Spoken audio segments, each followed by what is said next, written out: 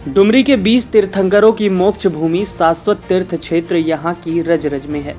कल्याण कन कन में विराजमान है। जीवन का सार्थक अर्थ हजारों संतों की समाधि के यहाँ मिलते हैं प्रमाण।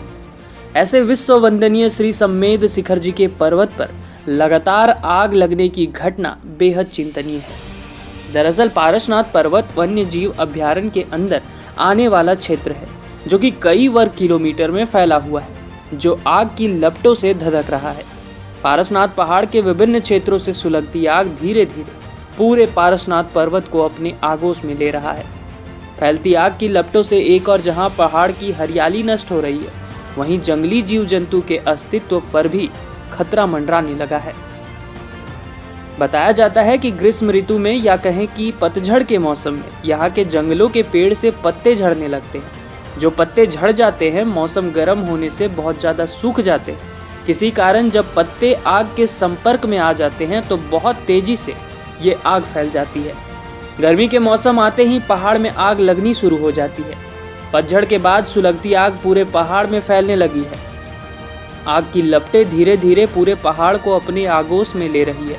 आग की लपटों से जंगल की हरियाली के साथ साथ बेशकीमती जड़ी बूटियां भी जलकर राख हो रही हैं।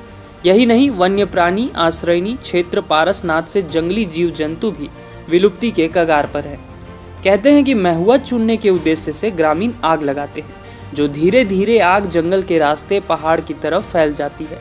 ग्रामीणों को लाभ जरूर मिलता है, पर इसका खामियाजा वन्य जीव तथा पहाड़ की हरियाली को भुगतना पड़ता है। जंगल में फैलती आग के कारण जंगली जीव जंतु भागने को मजबूर हो रहे हैं। जंगलों की हरियाली उजड़ जाने के कारण पहाड़ की सौंदर्यता भी खतरे में आ गई है। वन्य प्राणी आश्रयनी क्षेत्र के रख रखाव के लिए भले ही खूब डंका पीटा जाता है, पर पारसनाथ में फैलती आग के आगे विभाग नतमस्तक है। हालांकि झारखंड के धरोहर पारसनाथ पर्वत पर फैलती आग को देखते हुए स्थानीय झारखंडी भाषा खतियानी संघर्ष समिति के युवाओं के संगठन ने इस दिशा में पहल की है और आग बुझाने का प्रयास बार बार किया जा रहा है। लेकिन आग बुझाने के लिए झारखंडी भाषा खतियानी संघर्ष समिति के युवाओं मोतीलाल महतो, प्रेम महतो, राजू महतो, आलोक महतो, बबलू कुमार एवं अन्य युवाओं के द्वारा प्रयास किया जा रहा है। फिलहाल आग पर काबू पा लिया गया है और गांव-गांव जाकर ग्रामीणों को जागरूक कर रहे हैं। बताइए, आज जो जंगल में इस तरह का आग लगाया जा रहा है, इसके बारे में क्या कहना है? देखिए, ये जंगल का आग लगने का मुख्य 3 कारण है। एक महुआ, दूसरा बांस कटाई और तीसरा आरू चुनने वालों के द्वारा, ग्रामीणों के द्वारा लगा दिया जाता है, जो बहुत ही निंदनीय और बहुत ही जघन्य अपराध के श्रेणी में हमारे ख्याल से रखना चाहिए। क्योंकि जो झारखंड की भूमि है, उस भूमि को समझना चाहिए। झारखंड को एक्चुअली में झारखंड कहा जाता है। झारखंड का मतलब होता है जंगल झाड़, 2 शब्दों से मिला हुआ, झाड़ प्लस खंड। झाड़ का मतलब होता है जंगल झाड़ और खंड का मतलब होता है पहाड़ पर्वत। ये जो भूमि है, ये समतल भूमि है, ये टेबल लैंड भूमि है। जैसे बंगाल का भूमि और बिहार का भूमि जो है वो समतल भूमि है, और इसका भूमि जो है वो टेबल लैंड भूमि है। इसीलिए हमारे पूर्वजों ने नारा दिया था जंगल जल जमीन का। इसके पीछे एक उनकी विचारधारा थी कि जंगल रहेगा तो जल रहेगा और जल रहेगा तो ज़मीन रहेगा। क्यों? क्योंकि टेबल लैंड भूमि है, ये उठा हुआ भाग है। जब बारिश होती है तो बारिश का पानी क्या होता है ना, बह के निकल जाता है ना। तो उसका क्या करता है, पानी को जो है ना, वो बारिश को पकड़ के कौन रखता है, तो जंगल जो है उसकी जड़ें जो है वो पकड़ के रखती है बारिश को, जिससे जल बना रहता है, जल का स्रोत बना हुआ रहता है, जिससे हमारा जो ज़मीन है वो सरगत रहता है। सरगत कहने का मतलब उपजाऊ रहता है, जिससे अनाज पैदा होता है। अनाज जब घर में आता है तो भुखमरी नहीं होती। इसलिए हमारे पूर्वजों ने नारा दिया था जंगल जल जमीन का। तो ये हमारा, देखिए, जंगल का पूरा ये समझना पड़ेगा। हमारा जो झारखंड है उसमें 28% मात्र जंगल बचा हुआ है। ये सरकार की डाटा कहती है। अब आपको पता भी होगा कि सरकार का डाटा बनता कैसे है। मान लीजिए प्रतिभूमि है, ये प्रतिभूमि में पेड़ लगा दिया, सरकार डाटा में डाल दिया कि हम इतना हेक्टेयर में इतना प्रतिशत में जंगल लगा दिए, उसको शामिल कर दिया। उसमें कितना मरा कितना बचा उसको कोई मतलब नहीं है। तो 28% है, सरकार का डाटा कहता है, जबकि हकीकत में 21 से 22% जंगल है। जबकि एक आदमी को एक स्वस्थ वातावरण में जीने के लिए, स्वच्छ पर्यावरण में जीने के लिए कम से कम क्षेत्रफल के हिसाब से 33% जंगल का होना अनिवार्य है। भूटान एक देश है भूटान एक देश है जहाँ 66% जंगल है। वहाँ अभी भी राजा का शासन चलता है। राजा ने घोषणा कर रखा है कि जो जंगल को काटना या जलाना माना हत्या की श्रेणी में रखा है। ना वहाँ कोई काट सकता है, ना कोई जला सकता है। इसलिए उस भूटान से सीखते हुए हम लोग को सोचना चाहिए कि जंगल कितना महत्व रखता है। देखिए, जंगल से हमें एक चीज़ नहीं मिलती, जंगल से हमें लकड़ी है, दातुन है, पत्ता है, सब चीज़ मिलता है। आज देखिए, हमारे बाप दादा लोग थे, वो बाघ देखे, सियार देखे, हुंडार देखे, लोमड़ी देखे, सब देखे, सब कुछ देखे, है ना। आज हम लोग को देखने की नहीं मिलता है। क्यों? क्योंकि हम लोग कहीं ना कहीं उनकी आवाज़ को जला दे रहे हैं, काट दे रहे हैं, तो वो लोग कहाँ से रहेंगे, है ना। अब हम लोग आज देख रहे हैं, बकरी देख रहे हैं, बैल देख रहे हैं, काड़ा देख रहे हैं। कल दिन हमारा जो बाल बच्चा भविष्य आएगा वो ये सब नहीं देख पाएगा। क्यों? क्योंकि जब जंगल का मतलब चारा जो है, चारा ही नहीं रहेगा तो फिर कहाँ से रहेगा। क्योंकि देखिए, गर्मी होता है, गर्मी में सारा घास सूख जाता है, तो वो लोग जंगल में ही, बैल बकरी जो रहता है वो जंगल में ही आके खाता है। हम लोग क्या करते हैं, जंगल को ही नीचे से जला देता है। अब जंगल को जब जलाते हैं तो नीचे नीचे जितना भी पेड़ पौधा छोटा छोटा है सब जल जाता है, उसके साथ पशु है, पक्षी है, सब जल के राख हो जाता है। और उतना तो दूर पेड़ का जल जाता है, जल के इतना ऊपर तक जल जाता है। तो क्या कोई भी गाय या बैल या बकरी जो है क्या ऊपर चढ़ के खाएगा? नहीं ना खाएगा, तो वो धीरे धीरे लुप्त होता चला जाएगा। और आप देख भी रहे हो कि दिनों दिन जो है बैल बकरी का संख्या कम होते चला जा रहा है। हम लोग जो पूर्वज थे वो सब खाता था, भेलवा, प्यार, केंद खाता था, घर घर में टोकरी भर भर के रहता था। आज हम लोग को देखने के लिए नहीं मिलता है। कौन? केंद और प्यार हम लोग लगा नहीं सकते, वो प्रकृति के देन, वो प्रकृति ही है। जंगल कोई नहीं लगा सकता, जंगल कोई नहीं बना सकता। हम लोग पेड़ लगा सकते हैं, पेड़ लगाएंगे वो भी 30 से 40 बच्छर लगेगा उसको बनने में। जंगल कोई नहीं लगा सकता, पेड़ लगा सकते हैं, जंगल नहीं लगा सकते। इसलिए जंगल को बचाना जरूरी है। अभी हमारे जो पारसनाथ में आग बार बार लगाया जा रहा है ग्रामीणों के द्वारा, तो इसको आप लोग किस तरह का बचाव कर रहे हैं? इस तरह देखिए, हम लोग इसको बचाव कर रहे हैं कि हम लोग हर शाम को जो लगा दिया जाता है। देखिए, कल जो पीछे पहाड़ है इसमें आग लगी हुई थी। इन लोग में जैसे मेरे भैया लोग हैं, इन समय 25-30 हम लोग चढ़ के और रात में इस पहाड़ में हम लोग बुझाए। इसी तरह से हम लोग 10 दिन से अभियान चल रहा है। 10 दिन से हम लोग डेली बुझा के जाते हैं, एक पहाड़ में, दूसरा पहाड़ में आग लगाया। आज देखिए, वो उधर वाला पहाड़ में आग लगा दिया। तो हम लोग डेली अपने जो झारखंड भाषा खतियान संघर्ष समिति के जो सदस्य हैं उनके द्वारा हम लोग निरंतर प्रयास कर रहे हैं बुझाने का। यहाँ के जो प्रशासन है, जो फॉरेस्ट विभाग है, उसकी लापरवाही बहुत ज़्यादा है। देखिए, अब ये इतना 60 किलोमीटर का क्षेत्र है, 60 किलोमीटर का लंबाई है और 40 किलोमीटर का चौड़ाई है पारसनगर के। उसमें से मात्र मधुबन तरफ से 2 फॉरेस्टर दिया गया है और इधर से भी 2 ही फॉरेस्टर हैं। और अब 2 क्या करेंगे इतना बड़ा जंगल में? और अगर ये आगजनी के कारण में कुछ लेबर लोग लगाए हैं फॉरेस्टर वाले, लेकिन ज़्यादा नहीं, 4 से 5 है। अब इतना बड़ा जंगल है ना। दुनिया का सबसे घना जंगल है अमेजन, जो दुनिया को 21% ऑक्सीजन सप्लाई करती है। उसके बाद एशिया का सबसे घना जंगल है सारंडा, जो पश्चिमी सिंहभूम में। उसके बाद झारखंड में अगर कोई घना जंगल आता है तो पारसनाथ का जंगल आता है। और पारसनाथ का जंगल का इतना घना है कि कहीं कहीं सूरज की किरण नहीं पहुंचती। तो आप बताइए कि 5 गो लेबर में कैसे इतना भयानक आग को कैसे बुझा सकती है?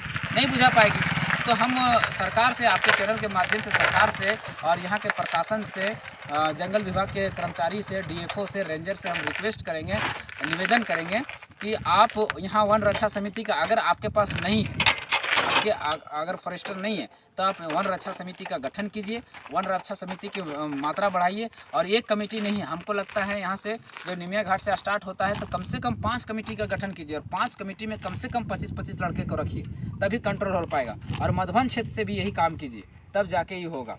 और अगर आप अपने तरफ से लेबर या फिर मजदूर रखें आग बुझाने के लिए, अगर उस तरह से भी रखते हैं तो मात्रा बढ़ाइए। ये 5 गो और 4 गो से नहीं चलेगा। अभी कम से कम यहाँ से लेकर निमिया घाट से लेकर तपचाची के बीच में कम से कम 300 होना चाहिए, तब जाके आग कंट्रोल होगा। बहुत बड़ा एरिया है। सोचिए ना, कल रात को हम लोग कितना 30-35 लड़का चढ़े, तब हम लोग मात्र एक पारसनाथ को बुझा पाए, एक पहाड़ी को बुझा पाए। तो ये कितना डिफिकल्ट है बुझाना। क्यों पारसनाथ को क्यों बचाना जरूरी है, इस पर भी थोड़ा बात होना चाहिए। पारसनाथ को इसलिए बचाना चाहिए क्योंकि देखिए, ये जो 300 किलोमीटर का एरिया है, ये 300 से 250 किलोमीटर का एरिया है। इस एरिया में इतना घना जंगल कोई नहीं। देखिए, हम लोग क्या है ना, जंगल जलने के कारण, कटने के कारण आज हमारा टेम्परेचर देखिए किस रफ्तार से बढ़ रहा है। आज अभी मार्च चल रहा है, अभी 42 डिग्री टेम्परेचर हो गया। जून आते आते यहाँ पर 48.6 डिग्री सेल्सियस टेम्परेचर चला जाता है। और साइंटिस्ट कहता है कि 1 से 2 डिग्री सेल्सियस टेम्परेचर बढ़ेगी तो आदमी नहीं रह सकता। आप देखिए, आप क्या है ना कि आप एसी लगा सकते हैं, एसी लगा सकते हैं, लेकिन एसी से जो क्लोरोफ्लोरोकार्बन निकलेगा वो भी कहीं ना कहीं पेड़ ही सोखेगा, ऑक्सीजन पेड़ ही देगा। आज हम लोग इतना गाड़ी चला रहे हैं, गाड़ियों की तादाद दिनों दिन बढ़ते जा रही है, उससे कार्बन डाइऑक्साइड, कार्बन मोनोऑक्साइड जितना निकल रहा है, तो उसको कौन सोखेगा? उसको तो पेड़ ही सोखेगा। अब आदमी तो कार्बन डाइऑक्साइड लेगा नहीं, वो तो हमेशा पेड़ ही लेगा। तो ये सब चीज़ें को सोचना पड़ेगा। और भी बहुत सारे नुकसान हैं। जंगल नहीं होने के कारण कितना विनाश हो सकता है ये आपको बता नहीं सकते। देखिए, साइंटिस्ट कहता है कि 50 सालों में जो है मुंबई और तटवर्ती इलाका जितना है सब डूब जाएगा। क्यों? क्योंकि ग्लोबल वार्मिंग का जो खतरा है वो बहुत ज़्यादा से बढ़ रहा है, बेहद तेज़ी से बढ़ रहा है, जंगल को कटने के कारण, जंगल को जलने के कारण। सारा चीज़ कहीं ना कहीं पेड़ों से संबंधित है। इसको इस तरह से समझना पड़ेगा। देखिए, जंगल को कटने से और जलने के कारण आज हम लोग का मानसून जो है उत्तरी भारत में 7 जून को प्रवेश कर जाती थी, 7 से 10 जून के प्रवेश कर जाती थी। लेकिन आज मानसून हम लोग को कितना चला गया? 10 जुलाई तक चला गया, यानी 1 महीना पीछे चला गया। अब 1 महीना पहले पीछे चला गया तो क्या खेती होगा? नहीं हो पाएगा, क्योंकि मानसून ही खत्म हो गया है। तो कहाँ से खेती होगी? समझने वाली बात है। अब मानसून, अब खेती नहीं होगा तो अनाज नहीं होगा, अनाज नहीं होगा तो घर में अनाज नहीं आएगा, घर में अनाज नहीं आएगा तो भुखमरी होगा, अकाल होगा। वैसे भी साइंटिस्ट लोग कहता है कि अगर हम लोग ये सब जंगल, ये जो पेड़ पौधा अगर नहीं बचा पाए तो आने वाले 20 सालों में फिर से इतना भयानक आपदा या अकाल आएगा, इतना अकाल आएगा जो 1970 के दशक में आया था, जिसमें लगभग 15 लाख लोगों को मारे जाने की ये आशंका थी। उस तरह से आपदा आएगा। तो उस आपदा को कहीं ना कहीं उस जो आने वाली आपदा है, भीषण आपदा है, उसको हम लोग को देख कर ये जंगल को बचाना होगा। जंगल ही सारा मतलब जंगल है तो जीवन है, जंगल है तो कल है, जंगल के बिना कुछ भी नहीं है। अब किसी भी क्षेत्र में देखिए, साइंटिस्ट लोग ही कहता है कि अगर जंगल ना रहेगा, है ना, तो ग्लोबल वार्मिंग बढ़ेगा, और ग्लोबल वार्मिंग के कारण जो ओजोन परत का जो छिद्र है ना, वो छिद्र बढ़ता जाएगा, क्योंकि क्लोरोफ्लोरोकार्बन को तो जंगल ही सोखेगा, पेड़ पौधा ही सकेगा। उससे जो ओजोन परत का है वो क्षरण हो रहा है, और क्षरण होने के कारण कुछ ही सालों में, 10-20 सालों में इतना क्षरण हो जाएगा उसका कि उससे जो पराबैंगनी किरण आएगी उससे स्किन कैंसर होता चला जाएगा। तो कहीं ना कहीं किसी भी कीमत पर, चाहे जैसे भी हो, जिस कीमत पर हो, पारसनाथ के तलहटी में बसने वाले सारे गांव से, माताओं बहनों से, काका काकी से, चाचा चाची से, सबसे निवेदन करना चाहेंगे कि जितना भी पारसनाथ के इर्द गिर्द में 10 किलोमीटर 20 किलोमीटर के एरिया में जितना भी बसते हैं, सबसे निवेदन करेंगे, बार बार निवेदन करेंगे। लोग तो सोशल मीडिया नहीं देखते हैं, यूट्यूब नहीं देखते हैं, तो उनके बाल बच्चे लोग देखते हैं, तो अपने घरों में जागरूक कीजिए कि पारसनाथ पहाड़ में आग ना लगाए, जंगल में कहीं भी आग ना लगाइए। जंगल में आपको लकड़ी मिल रहा है, पत्ता मिल रहा है, दातुन मिल रहा है, तो जंगल में आग क्यों लगा रहे हैं? जंगल रहेगा तो सब कुछ मिलेगा। तो उसके कारण कहेंगे कि निवेदन करेंगे बार बार कि जंगल में किसी भी कीमत पर ना आग लगाइए, ना कच्चा जो है वो मतलब कच्चा लकड़ी को काटिए भी नहीं, कच्चा पेड़ को ना काटिए, क्योंकि जब तक ये चीज़ें नहीं बचेंगी तो हम लोग का अस्तित्व नहीं बचेगा। आज कोरोना काल में देख लीजिए, कोरोना काल में जब सारा चीज़ बंद हो गया, सारा चीज़ ठप हो गया, लोग मुंबई दिल्ली से जब घर आए तो कोई आशियाना नहीं दिया, ये जंगल ही आश्रय दिया। ये जंगल पारसनाथ में हम आए थे उस समय कोरोना के टाइम में घूमने के देखने के लिए। पारसनाथ में ऐसा लगता था कि मेला लगा हुआ, कोई केन तोड़ने के लिए आया, कोई भेलवा तोड़ने के लिए आया, कोई आरू तोड़ने के लिए आया, था जंगल तभी तो। अब जंगल नहीं रहेगा तो कहाँ से लाइएगा? भूखे मर जाइएगा। देखिए कितना प्रकृति कितना संतुलन बना के चलती है। अकाल कब पड़ता है? इस महीने में, मार्च में, मई में, जून में, इस टाइम में अकाल पड़ती है। तो प्राकृतिक जब इस समय अकाल पड़ती है तो जंगल में क्या फलने लगता है? केन फलने लगता है, प्यार फलने लगता है, भेलवा फलने लगता है, सब फलने लगता है, ताकि आदमी अकाल भी पड़े तो केन भेलवा प्यार खा के जिंदा रहे। आज हम लोग नष्ट कर दे रहे हैं। क्या हम लोग केन भेलवा प्यार का गाछ लगा सकते हैं? नहीं लगा सकते, कभी नहीं। वो प्रकृति का देन है, जिस दिन वो नष्ट होगा सारा खत्म हो जाए। अच्छा, कोई भी इतिहास में अभी तक हमको बता दे, इतिहास में कि कोई केन का गाछ लगाया हो, कोई प्यार का गाछ लगाया हो? नहीं लगाया हो। क्यों? क्योंकि प्रकृति का देन। अब हम लोग अपनी मानव जो है अपना थोड़ा से के लालच के चक्कर में हम लोग सारा थी बर्बाद कर दे रहे हैं। तो ये सोचने की ज़रूरत है, समझने की ज़रूरत है कि कितना आज देखिए पेड़ कटने की वजह से, पेड़ जलने की वजह से, देखिए पारसनाथ में वो पहाड़ जो है, पहाड़ में इतना बड़ा भूस्खलन हुआ है कि 5 किलोमीटर का एरिया भूस्खलन में चला गया है। क्यों? क्योंकि जो पेड़ की जो जड़ है ना, वो कहीं ना कहीं नहीं, मिट्टी को पकड़ के रखता है। और जब पेड़ ही खत्म हो जाएगा तो मिट्टी को कौन पकड़ के रहेगा? तो पहाड़ ऐसा है, तो बारिश होगा तो भूस्खलन होगा कि नहीं? यानी पहाड़ का अस्तित्व नष्ट हो जाएगा। ये नहीं होना चाहिए। हमें पेड़ को किसी भी कीमत पर बचाना है। पेड़ बचाने से सारा चीज़ बचेगा।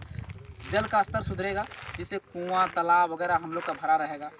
भूमि का क्षरण नहीं होगा, मिट्टी कटाव रुकेगा, जिससे हमारा जो है ये पहाड़ पर्वत सुधरा रहेगा। और ये सारी चीज़ें जब सुधरी रहेंगी, है ना, तो क्योंकि ये झारखंड की पहचान है, पहाड़, पर्वत, नदी, नाला, ये झारखंड का ही पहचान है। तो ये पहचान सुरक्षित रहेगी, यानी हमारी पहचान बची रहेगी, झारखंड की पहचान बची रहेगी, झारखंड की जलवायु सुरक्षित रहेगी, यहाँ का जो बाल बच्चों का आने वाले पीढ़ियों का भविष्य बची रहेगी। तो सबसे एक बार फिर से निवेदन करेंगे आपके चैनल के माध्यम से कि पारसनाथ पहाड़ में और झारखंड के जंगलों में जहाँ तक देखने वाले हैं, सुनने वाले इस चैनल को, सभी से निवेदन करेंगे कि अपने अपने क्षेत्र में सभी लोगों को जागरूक कीजिए कि पारसनाथ पहाड़ में और झारखंड के कहीं भी जंगलों में आग नहीं लगाइए और कच्ची लकड़ियों को काटना बंद कीजिए, नहीं तो आने वाला भविष्य हम लोग के लिए बहुत ही दर्दनाक, बहुत ही दुखद होने वाला है, जो मानव इतिहास में शायद फिर कभी नहीं हुआ होगा, वैसा स्थिति आने वाला है। सबको जमा जमा जोहार रहेगा। बहुत बहुत धन्यवाद मोतीदा।